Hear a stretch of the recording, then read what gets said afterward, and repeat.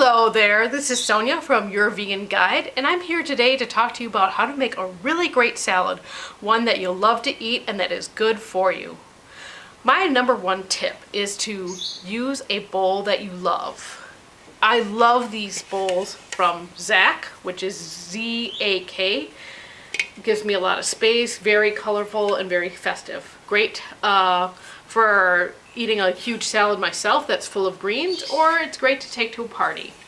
If I want a little smaller salad, maybe a side salad or something, I will use a bowl like this from your local Asian grocery store. You can actually get a lot of really nice utensils, including bowls, from your Asian grocery store.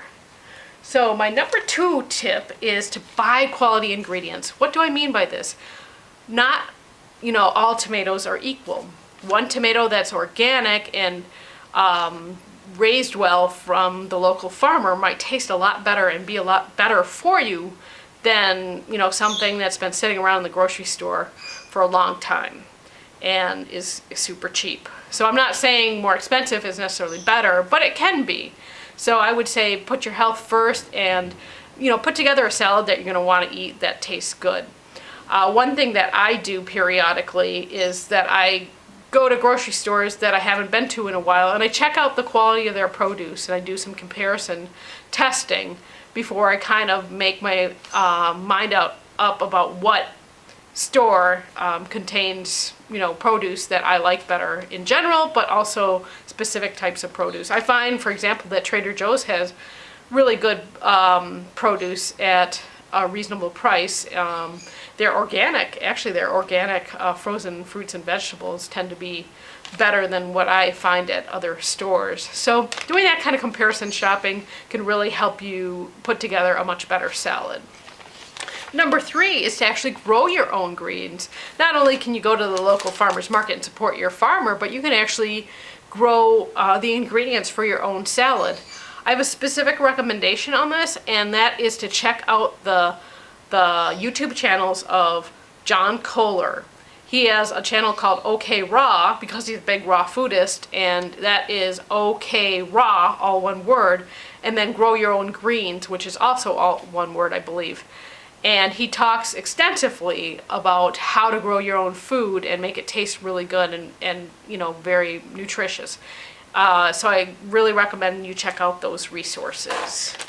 Number four, make your own salad dressing. This is really simple to do. It doesn't need to be complicated. I have a high-speed blender and I think that helps somewhat, but you can really do this with any blender.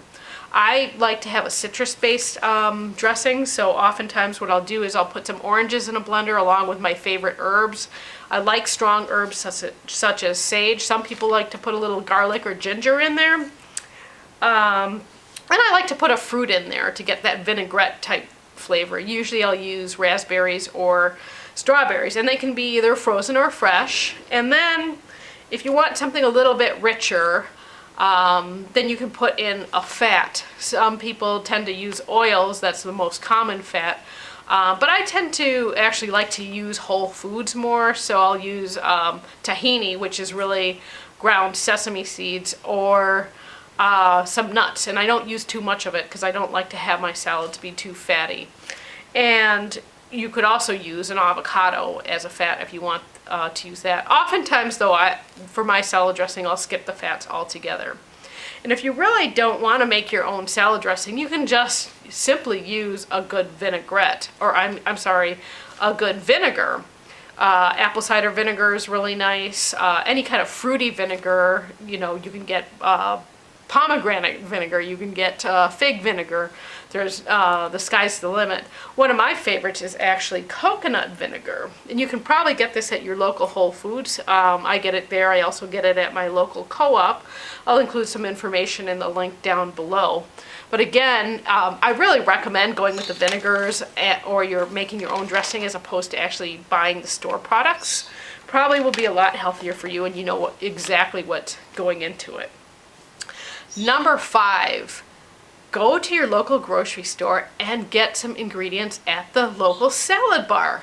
This is such a great way to supplement what you already have at home without having to do all the cutting and chopping yourself. Just adding a few beets from the salad bar and some shredded carrot, and maybe they have a ready-made salad there that you could add to your salad at home that would just spruce it up. So I've done this before and brought salads to dinner parties using mostly ingredients that I bought and processed myself, but then with a little accent of ingredients from the salad bar.